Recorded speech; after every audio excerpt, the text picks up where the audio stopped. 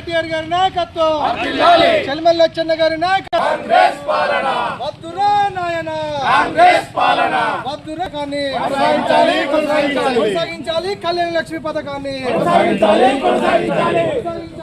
లక్ష్మి పథకాన్ని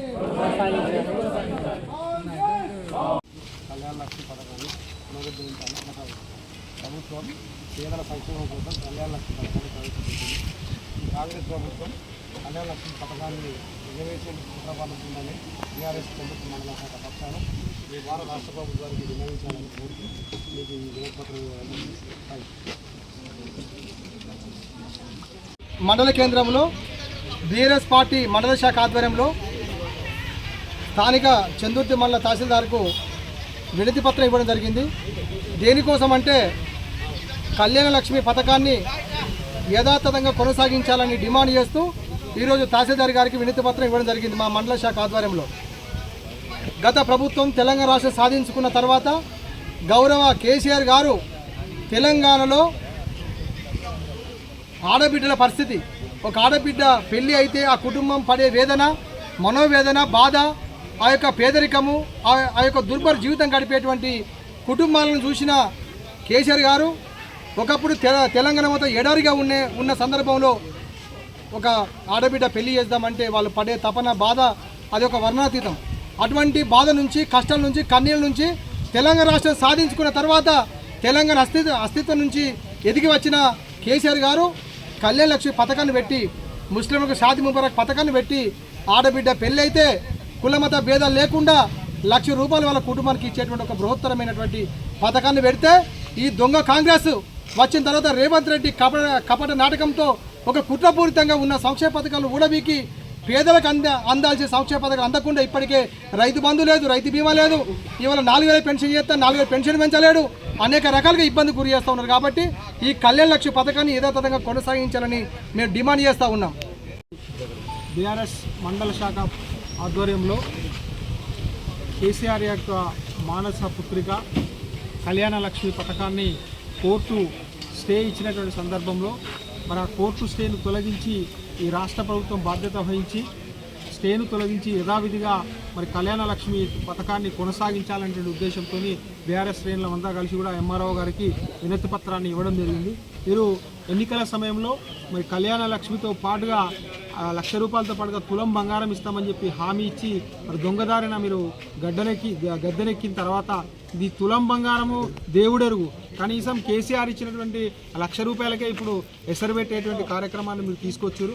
ఆ కోర్టు ఏ విధంగా 4 సార్లు మీకు కౌంటర్ దాఖలు చేయమని చెప్పి మరి మీకు ప్రభుత్వానికి విన్నవించినా కూడా మీరు కౌంటర్ దాఖలు చేయకుండా మరి ఇండైరెక్ట్గా మరి కేసీఆర్ యొక్క మానస పుత్రిక కాబట్టి ఈ కళ్యాణ లక్ష్మి ఎంత ఇచ్చినా కూడా కేసీఆర్కే పేరు వస్తుందనేటువంటి దురుద్దేశంతో మీరు ఈ కళ్యాణ లక్ష్మి ప్రోగ్రాంను మీరు గంగలో కలిపేటువంటి కార్యక్రమంలో భాగంగానే ఈ రోజున కోర్టు నుంచి స్టే మీరే తేవడం జరిగిందని చెప్పి ఈ సందర్భంగా తెలియసి ఇప్పటికైనా అది పేద ప్రజల యొక్క ఆకాంక్ష, ఒక మేనమామ కానుకగా ఈ రోజున తెలంగాణ రాష్ట్ర వ్యాప్తంగా దేశవ్యాప్తంగా కూడా పేరుగాంచినటువంటి ఒక పథకంలో కళ్యాణ లక్ష్మి ఒకటి. మరి అందరూ కూడా మరి మేనమామ కట్నం కింద ఒక ఆడబిడ్డ పెళ్లి చేస్తే ఆ ఇంటికి ఎంత కష్టం ఉంటుందో తెలుసు. కాబట్టి మరి కేసీఆర్ ఇచ్చినటువంటి ఇప్పటికీ కూడా మరి ప్రజలంతా కూడా మరి కేసీఆర్నే యాద్ చేస్తూ ఉన్నారు. ఆ పథకాన్ని మీరు 1,00,000 తులం బంగారము ఇవ్వకపోయినా పర్లేదు, కానీ ఆ ₹1,00,000 మాత్రం యథావిధిగా కుల మతాలకు అతీతంగా అందరికీ కూడా ఇవ్వాలని చెప్పి ఈ సందర్భంగా తెలియజేస్తూ మేము డిమాండ్ చేస్తాం.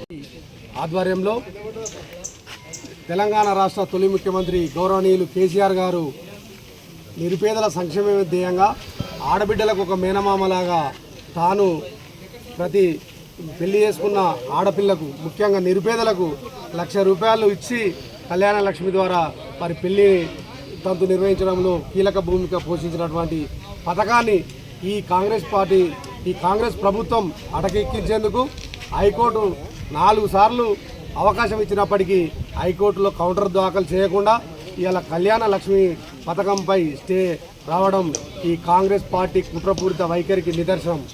బీఆర్ఎస్ పార్టీ సోషల్ మీడియా ప్రశ్నించినందుకు సుప్రీంకోర్టులో ₹1,00,000 వకీళ్లకు దారదత్తం చేస్తూ కేసులు వాదిస్తున్నటువంటి ఈ రాష్ట్ర సర్కార్ కళ్యాణ లక్ష్మిపై హైకోర్టులో కౌంటర్ వేయకుండా ఈ పథకాన్ని అటకెక్కించేందుకు కుట్ర పన్నుతుంది.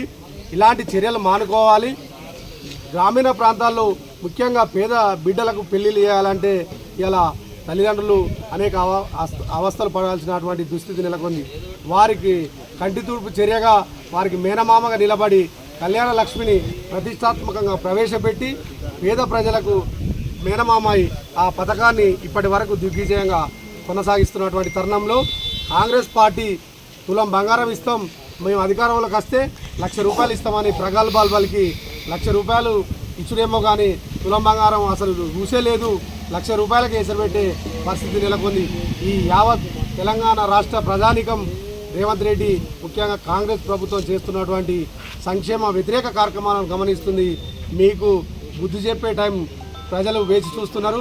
కాబట్టి పేద ప్రజల సంక్షేమం కోసం కేసీఆర్ గారి మీద ఉన్నటువంటి పగతోని కేసీఆర్ గారికి పేరు వస్తుందన్నటువంటి ఒక దుర్బుద్ధితోని కళ్యాణ లక్ష్మి తొలగించడం సబబు కాదు.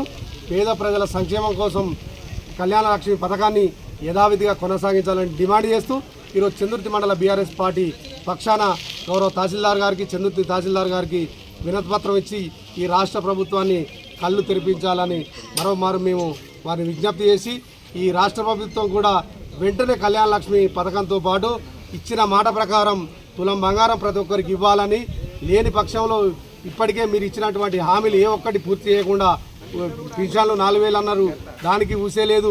ఉన్న పింఛన్లు తొలగించే దుస్థితి నెలకొంది. ఇప్పటికే రైతు బీమాకు మొన్న 4 రోజుల క్రితమే కాలం చెల్లింది, ఇప్పటి వరకు ఆ ప్రీమియాన్ని పునరుద్ధరించలేదు.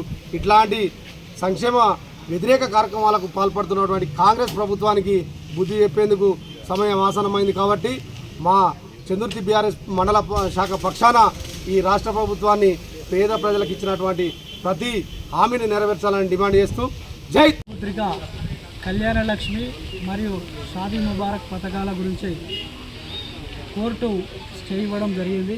ఆ విషయం అందరికీ తెలిసింది. కానీ ఆ పథకాన్ని యథావిధిగా కొనసాగించాలని ప్రభుత్వం ఇప్పటి వరకు కౌంటర్ దాఖలు చేయకపోవడం విచారకరం. అందుకు నిరసనగా ఈరోజు బీఆర్ఎస్ వర్కింగ్ ప్రెసిడెంట్ కేటీఆర్ గారి పిలుపు మేరకు చంద్రుతి మండల శాఖ ఆధ్వర్యంలో తహసీల్దార్ గారికి నిరసన వ్యక్తం చేస్తూ వినతి పత్రం ఇవ్వడం జరిగింది.